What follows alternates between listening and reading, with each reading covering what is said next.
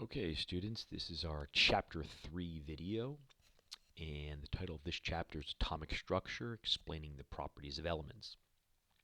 Now, we've done a little bit on atomic structure, but that was kind of the early delineation of structure, understanding electrons, protons, um, getting to a basic planetary model of the atom, which actually is yet to come, the planetary model. It's going to cover that here, and then we're going to even go beyond that.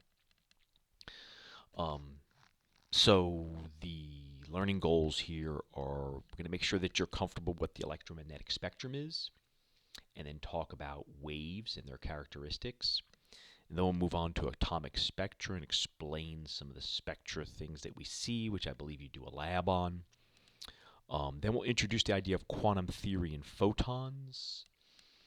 We'll move on to the Bohr model of the atom, and lastly, atomic orbitals and periodic trends. Now, the video is not covering a lot of what's in the chapter. We'll cover that in lecture, so I'm skipping really all of the major quantum theory stuff in the middle. I'm kind of touching on the early stuff and then kind of bringing it full circle to the conclusion, skipping a lot of stuff, which is just not appropriate for the video that we'll talk about in class. So those are our learning goals. We'll start out with the electromagnetic spectrum and make sure that you're all comfortable with this. Um, Electromagnetic radiation is any form of radiant energy within this electromagnetic spectrum. And you see some of the names here, and you're familiar with some of these names: microwaves, ultraviolet, X-rays, radio waves. Okay, and there's you got visible light in the middle. There's other ones that are missing here, but you can add more things. There's all different sorts of waves that we use for cell towers and stuff like that. There's cosmic rays, but this just gives you an idea. And we also have a couple other things here. We've got the frequency and we've got the wavelengths. So here's the wavelength in meters. You can see there it's in meters. Okay. And as we move from left to right, that wavelength is increasing. So over here it's 10 to the fourth, and down here it's 10 to the minus 16. Okay, so wavelength is increasing as we go to the right, which means that, gamma rays, that's the gamma symbol, Greek symbol gamma, that's one of the forms of radioactive energy that we talked about, alpha and beta, and I think I mentioned gamma briefly. Gamma is not a particle, it's a wave. Alpha and beta are particles. So when we think about waves, we think about something that, doesn't really have a position. You think about it just spreads into space. When you think about the light above your head or something like that, it's just a wave. It moves, and we'll talk about that in the next slide. It moves through space by propagating its energy. Okay, so we've got, long wavelength, large wavelength stuff like radio waves, and very small wavelength gamma rays. And then we also have the hertz, which is the frequency. This is hertz, and you might know that from music or from sound. And hertz, the units of hertz are seconds to the minus 1, so it's the same as saying 1 over seconds. And kind of like what we say, it's like oscillations per second, but oscillations is not really a unit that's going to work with mathematical equations and cancel out. So it's really just per second, but you can call it as oscillations per second. That's what a hertz is. Okay, and that's what it is. It's the number of oscillations the wave makes in a given second. And that's going to be the opposite, you'll notice, of the frequency, and that is the high frequencies are over here, right? 10 to the 24th on this end. And over here, we've got down to 10 to the 4th. So when the wavelength increases, the frequency decreases, and vice versa. So they're inversely proportional.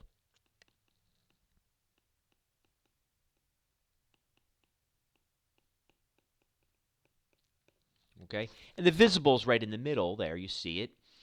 And you'll notice that ultraviolet borders right next to violet in the visible spectrum. There's ultraviolet. And infrared borders right next to red of that visible portion of the spectrum. And the violet end is the smaller frequency and therefore, smaller wavelength and therefore higher frequency, right? 400. So visible spectrum, people usually say is about 400 to 750 nanometers. Okay, so 10 to the minus 9 meters there. So it'd be 400 times 10 to the minus 9 to 750 times 10 to the minus 9 meters.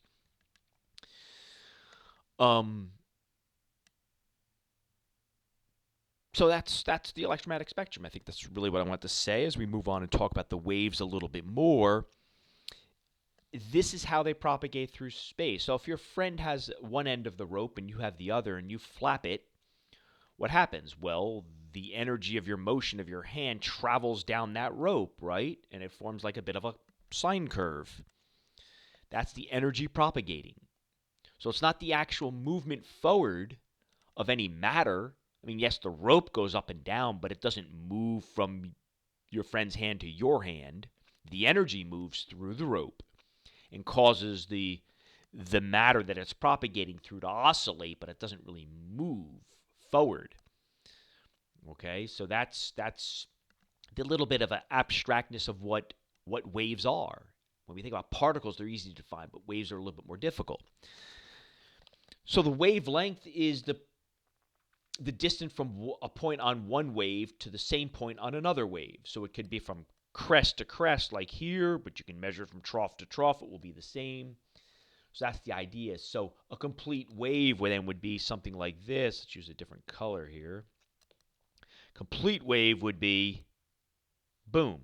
That would be a complete wave from the starting point to at the axis to there. Or you could do it from here. You could do it from where you want, but that would be a complete wave right there. Okay. So we can shift it, if you will, and you get your wavelength here to here by shifting it and saying the complete wave there is from here to here. So you can measure it any way you want, or from here to here. All right, so wavelength B, as you can see, is less than wavelength A. It's got a shorter wavelength. So lambda is the symbol for wavelength. Okay, that's the Greek symbol lambda. And frequency is this Greek symbol nu, it's called. It looks like a cursive V. And we'll notice the relationship here, C equals lambda nu, where C is the speed of light. When we talk about Einstein's equation, E equals mc squared. This is the C. This is the speed of light, 186,000 miles per second, or 3 times 10 to the 8th meters per second. That is constant. All of these are traveling at the speed of light. Our sun gives off the entire electromagnetic spectrum. Not all of it reaches Earth, but it gives off the entire electromagnetic spectrum. It doesn't give off a ton of radio waves or a ton of gamma rays. It gives off a lot more ultraviolet, infrared, microwave in that region. But nonetheless, it gives off the entire spectrum, and they all travel at 3 times 10 to the 8 meters per second. That is the speed that light travels in a vacuum. It changes if it travels through air, changes if it travels through water. It doesn't change that much through air. It's a small change. Okay, so this is a constant, which means that the product of these two always has to be the same. And that makes sense because we said that as the wavelength increases, the frequency decreases. They're inversely proportional. So as one increases, the other has to decrease because the product always has to be this. Okay. The amplitude, I don't know if your book talks about it much. You're not really responsible for it, but it's basically the energy of the wave as measured by its height. You think about when you think about water waves, larger waves have more energy. It's carrying more matter, if you will. But we're going to find energy in a different sense in a bit here. But that's really, when you think about water waves, that amplitude, things like that, is that amount of matter. It carries much more energy. All right. So, now, people always thought of the sun, early scientists, as having a continuous spectrum. Okay? Then people started to get better instruments and better spectroscopes and started to look at light a little bit closer and realized actually there was a bunch of dark lines. So it wasn't truly a continuous spectrum. Okay, so the question is, well, what's going on? Why are there all these black lines? Well, additional work was being done, and scientists were looking at things like, excited atoms in the gas phase, stuff like that. And they noticed that, for particular elements, you would see bright lines in a spectrum. So if I excited like hydrogen gas within a tube, it would give off light, and it would give off specific bands of light, frequencies of light. But then if I also did an experiment where I had light source, and I'll just draw, oh, I can't draw for the life of me. I'm terrible.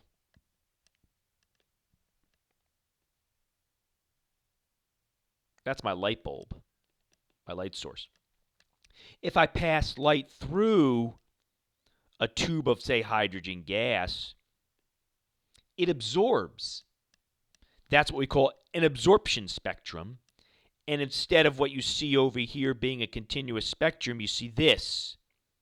So this is an absorption spectra. And the emission is if I take hydrogen and I excite it with a voltage, it gives off this. So this is the emission spectra of hydrogen. And I think this is hydrogen. I'm not positive. Yes, that looks like hydrogen. But it could be any element. But just want to be the same in both cases. Hydrogen, hydrogen, helium, helium, whatever. These lines here correspond to the black lines here. So basically, the bright lines in the emission spectra and the dark lines in the absorption spectra of elements correspond to each other. So the idea, what we were realizing here, was that the reason you don't see a continuous spectrum from the sun is because all the elements that are in the gaseous phase around the sun's, corona, it's burning there, right? It's a big fusion reactor. All those are absorbing frequencies of light. So when we see it through the spectroscope, we see a bunch of black lines if you have a good enough spectroscope. All right, so this is something that's a little bit advanced and beyond this course, but we need to introduce the idea here. It's something called the ultraviolet catastrophe. And basically, it was a particular scientist studied the spectra of sources of radiant energy called black body radiators, which are perfect absorbers of light when cold and perfect radiators of light when hot. So it's kind of like putting a poker in a fire, okay, and it glows. Well, all I really want to say here, and then you can see different colors in that it glows based on the temperature. You can read this in your book. All I really want to say is that classical physics was unable to explain the relationship between temperature and the emission of light. And they call it the ultraviolet catastrophe because of this drop-off here. That's something classical physics wouldn't have predicted at all. Classical physics would have predicted something like this, where the higher the temperature, you keep getting a higher frequency of light given off, more energy. So it makes sense. Higher the temperature, I heat that piece of metal in the fire, the smaller the wavelength, the greater the frequency of light given off. That's not the case. That's not what happens. And classical physics could not explain that. So Max Planck is really the first giant of quantum theory. And he proposed that objects emit electromagnetic radiation in integral multiples of an elementary unit. That's the idea of a quanta or quantum, okay? A quantum of energy, okay? And he comes up with this famous equation. This is Planck's equation right here, E equals h nu. And of course, since we know C equals lambda nu, you can do a substitution and get this equation here. But what this equation is, it's the energy of a single photon or a single quantum of electromagnetic radiation for a given frequency. So let's say I have infrared light, or let's say I have red light, to make it simple, in our electromagnetic spectrum. So it's around 720 nanometers. That would be on the red end of the spectrum. So let's say I have something like this, right here. Okay, whatever that frequency is, that corresponds to that wavelength, because we can put in the wavelength here. We know what this is. We can solve for the frequency. Put that frequency in here with this constant. This is a constant right here. So it's the same all the time, Planck's constant. That's the energy of a single quantum of that light. And we now call these photons. They are the particles that make up light, if you will. So you're starting to see the beginning of quantum theory saying, hey, light has particle characteristics. Okay, so this is the energy, remember, of a single photon. So the number will be real small when you calculate it. If you want to know the energy of a mole of photons, we'll just multiply by Avogadro's number. Okay, so the idea here was that energy is given off in like these discrete packets. And this idea of quantum is kind of like steps. So the best analogy that's used typically is thinking like steps. Like lots of things in nature are quantized that don't have continuous infinite possibilities. For instance, you can give birth to 1 or 2 or 3 or 4 dogs, children, lizards, whatever. You can't give birth to 1.1. Those are discrete. Piano keys are discrete. You press on one key, you press on another. There's nothing in between that. All right? Steps, that's the whole idea. You're walking up the steps. You either have enough money, you either have enough energy to pick up your leg to go to the next step, or you don't. You can't like go partially with some of the energy and then save up the energy and go the rest of the way or something. That you can't do that. That's the idea of it being quantized. So Bohr, what he's saying, or Planck, what he's saying here in a sense, is that the energy of these waves is quantized. And that, it's a little bit beyond what we're able to look at in terms of math and explanations, but it helps to explain this right here. Okay? So, what Einstein does now, he explains what's going on with what's called the photoelectric effect. And the photoelectric effect is when electromagnetic radiation hits a metal surface, and the metals then emit electrons. And we use this all the time. Any sort of solar type of powered thing, any sort of kind of electronic like door opener that senses, like when you walk into the supermarket and the door opens up for you, that works on the idea of the photoelectric effect. Okay? Is that you're blocking the light. When the light's shining on the metal, it keeps the door closed. You walk in front of it and block it. That forces the switch to open up. So it's kind of a reverse switch of what you would think about. So that's what this is showing you. This metal surface shines, and we get this movement of electrons, okay, that comes off the surface. Well, what's interesting then is the fact that it requires a certain frequency to get the electron to move, which means basically that it doesn't matter how intense the light is. I can shine. Intensity is kind of like the density of the photons. You can make a super intense laser. You can cut through metal, Einstein basically showed and proved that intensity doesn't matter. It's the frequency. So his summation was to use Planck's idea. So here's my atoms within my metal, and they have electrons associated with them. It doesn't matter how intense the light coming in is, it has to be the right frequency. It's kind of like if you have a nail sitting in a piece of wood, okay? And you just lazily tap with a small hammer, and the nail doesn't move. And you could do that 1,000,000 times. The nail will never go in the wood. Why? Because none of the strikes have enough energy to move the nail. So same thing here. You have to have the correct frequency to get the electron moving. This is not what classical physics would have predicted. It would have said, I can get the electron moving. I just can use more intense light. This uses the idea of quanta and that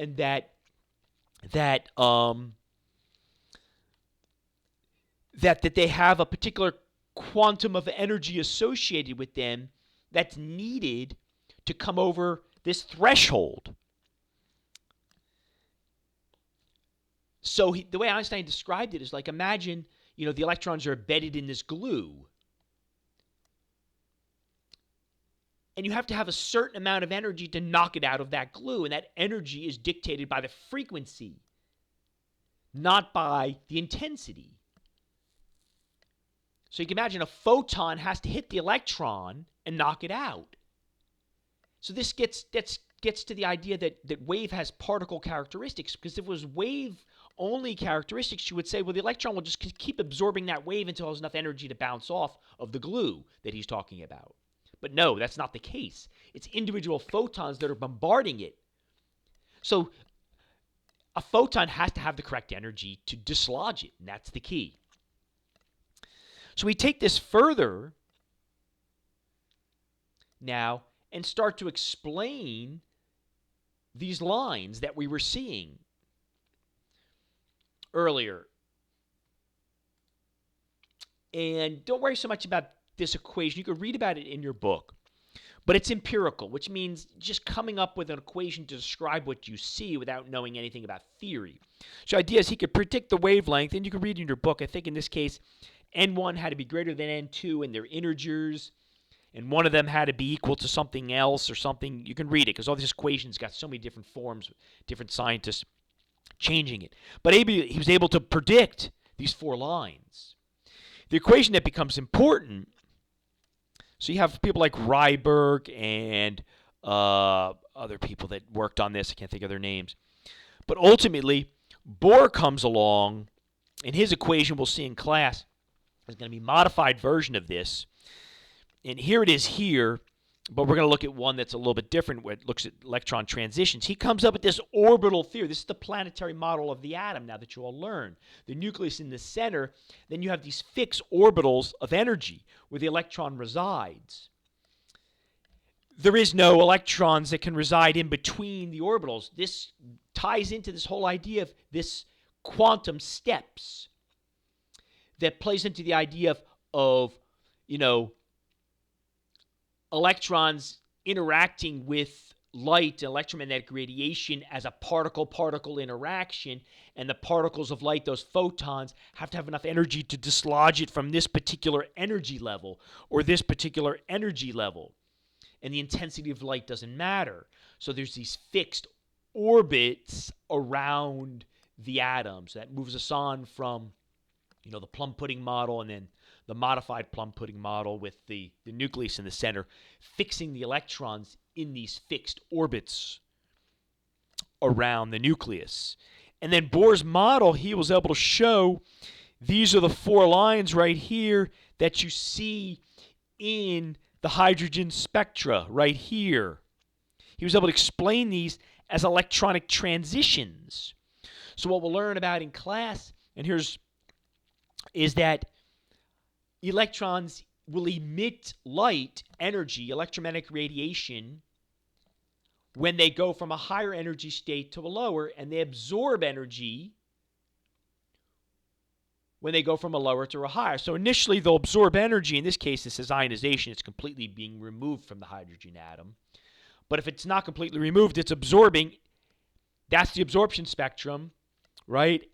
Emission is when it comes back down to a lower energy state. It gives off light. Bohr's model explained those 4 lines as transitions, and specifically transitions from these different orbits around the atom, different energy levels.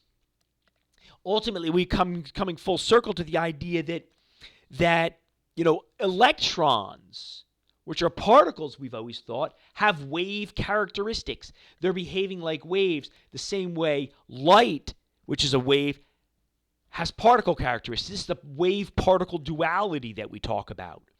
So electron has both particle and wave characteristics, and electromagnetic radiation has particle and wave characteristics. Particles are the photons. Waves is that, when we say waves, it can be reflected, diffracted, right? Refracted. Electrons are the same. They can do all of that, but they're also particles. And what this figure shows is the difference between a light microscope and an electron microscope. Light microscope are the top 2 figures, and the electron microscopes are the bottom 2 figures. The resolution that you get from a microscope is dependent on the wavelength. The smaller the wavelength, the way to think about it, it's not that simple, but you can say the smaller the wavelength, the more it interacts with the matter. So radio waves don't interact much at all with matter. Hence, we can pick up a radio signal from inside our car and inside our house. It can pass through walls. It can pass through, right? Smaller wavelengths have a little bit more interaction, you can say. That's not entirely accurate. I hate to use this analogy. But anyway, so you get better resolution. Let's just leave it at that. You get better resolution the smaller the wavelength. Okay? And it has to do more with interference and stuff like that. So this is a light microscope, and this is an electron microscope. Light microscope, electron microscope. The electron's wavelength is much smaller than the wavelength of visible light. And skipping a lot of the intermittent quantum theory and getting to kind of more the end point, sort of, not the end point, but we'll define this wave function. Schrodinger will do that. And ultimately, they'll mathematically realize that the square of that function gives you a three-dimensional region in which you can predict the probability of an electron. And you can define that region however you want. You could say, okay, I want to know the small region around the nucleus where the electron spends 10% of its time. Or I want to know where the electron spends 90% of its time. You can define that mathematically. And that's what these dots are. And this is meant to show a probability sphere. And I don't know, this is just a schematic. You know, whether that's a 90% probability or what, where the electron resides. This, of course, is not an electron. It's just a spray, an atomized spray here. So that's what we do. We talk about the electron's probability of being somewhere because it's like light. You can't pinpoint so clearly its position, and we'll talk about that more in class. So ultimately, what comes out of all of this is the ability to actually define electrons within specific orbitals in atoms, giving them electron configurations and defining the regions in which they reside. So we can figure out, hey, which electrons are mobile, which ones come off when you do this, which ones cause bonding. Allows us to explain a lot. And one of the things we can explain is trends that we see on the periodic table. And one of the simple ones is simply atomic size. And you can explain that simply using the Bohr model of the atom, that the more energy levels you have, as you move down the periodic table, this refers to these quantum orbital levels that we see here, right here, the larger the atom. So you see an increase in atomic size as you go down the periodic table. That can be explained by the understanding of quantum theory, and that's one of the conclusions we'll get out of this. With that, I'd like to conclude the video, and we'll be spending a lot of time on this in class. So hit the book and do some reading, and it's a fun chapter. It's abstract, but it's actually kind of fun. That concludes the video.